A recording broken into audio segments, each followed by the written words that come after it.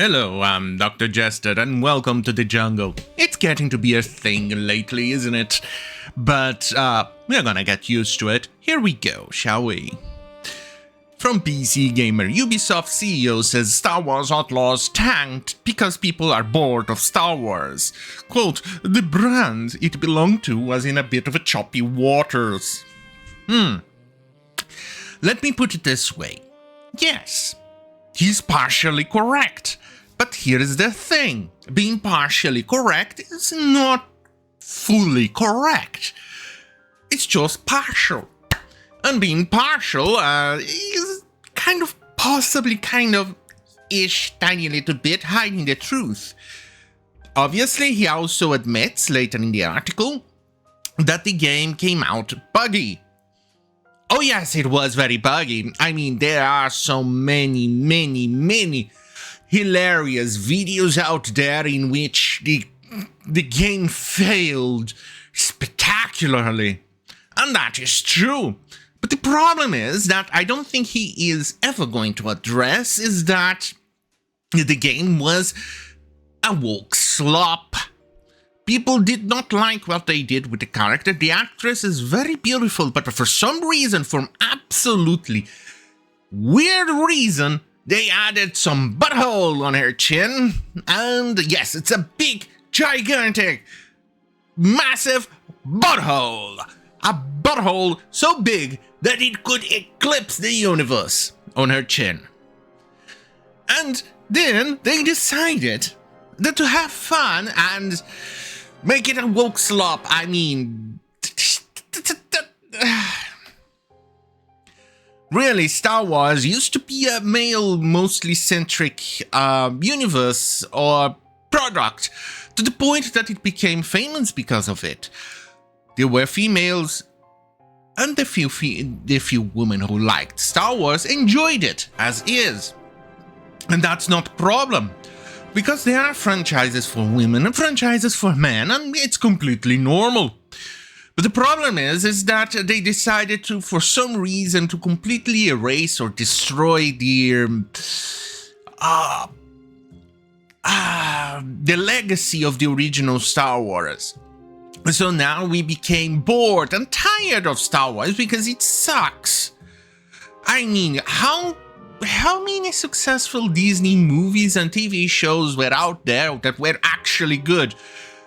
I'm thinking possibly one and a half. The Mandalorian possibly was okay in the first few seasons, and then it went down the drain. Andor seems to be okay based on the comments, but I don't feel the need to watch it. And that's basically it. Even the movies were bad. I mean, really bad. And we were all hoping it to be a revival of Star Wars. And what did it do?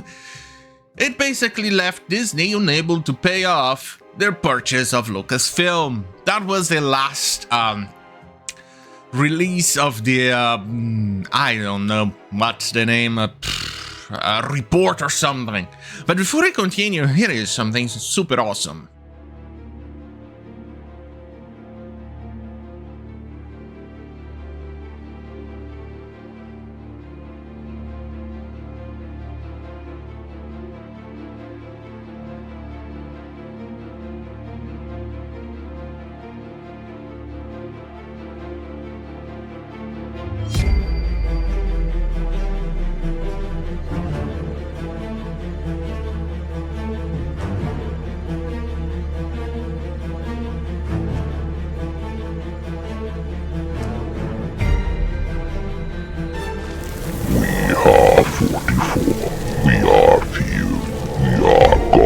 Chosen knights. We are born of sin and crime. We are repentance personified. We are immortal. We are legend. We are God's wrath made manifest. And we know no fear.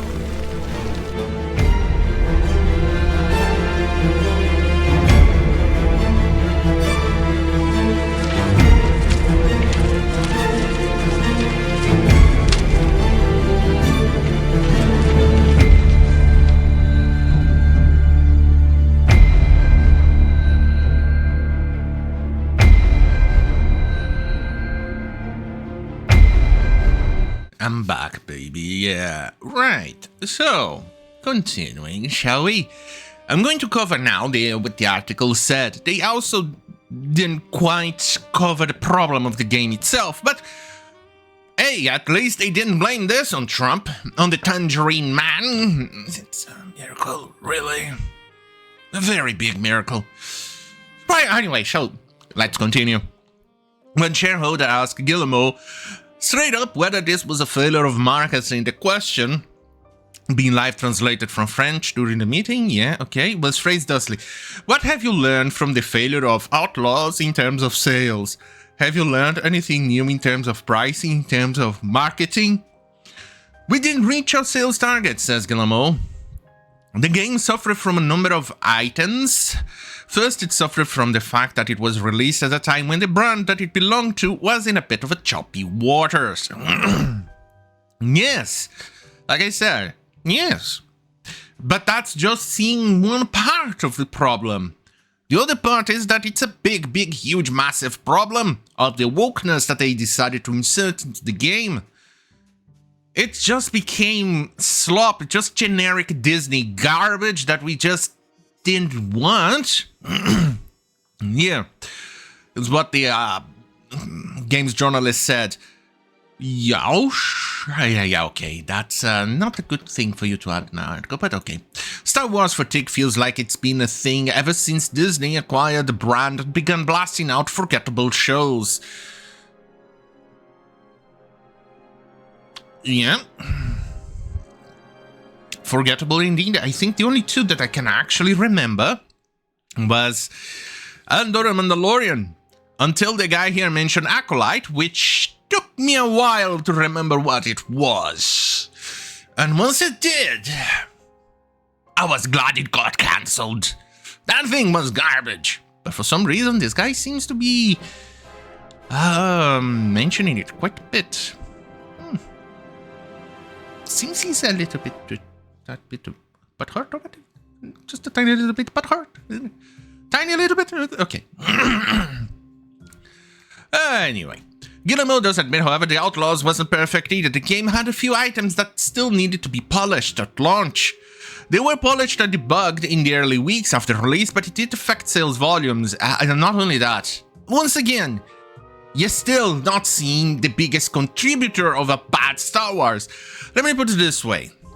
There were some Star Wars games released recently that seems to that kind of did alright. Was it Survival or something else? I don't even remember. It's like these two Star Wars games with that actor who played the Joker on Gotham. I forgot the name. I didn't even bother buying it, but apparently did okay, and it seems it was an okay game. So you're kind of ignoring that part because it wasn't that overtly woke. I'm not saying it's not woke because I'm pretty sure there is wokeness inserted into it, but at least it wasn't overtly woke like this game. So there you go. But then again, this is Ubisoft, the one who tells us that we don't really own games. The joys, right? But then again, it's Ubisoft. I don't remember, what was their last good game, actually? I mean, Ghost Recon Wildlands was the last playable game that they did. The Division, okay, the Division was actually good. But was that released before Wildlands or after Wildlands? I think it was after Wildlands. The Division 2, yeah, forget about that one. That game is not that good. I tried to get into it, but it's just something missing. There's something missing that was present on the Division itself. But then, anyway, continuing on the article, here we have on covering Assassin's Creed Shadows. And to answer the original question, Ubisoft clearly did learn a lesson. Assassin's Creed Shadows was delayed for exactly this reason. Yeah, it got delayed quite a bit, and that affected even more the cost of the game, because now we have a credit scene or a credits roll that is 2 hours long, and a game that costed upwards of $100 million. They did not specify exactly how much, because I'm pretty sure that it's a bad number. Especially with a 2-hour credit scene, 100 million, that game did not cost 100 million or even less than 200 million. No, no way. Not with 2-hour credit scene. And we can see how bad the game is. It's a woke slop that did not sell as well as they expected. But for the games journalists, it sold like cold water in a hot summer's day. But anyway, have a cheery bye.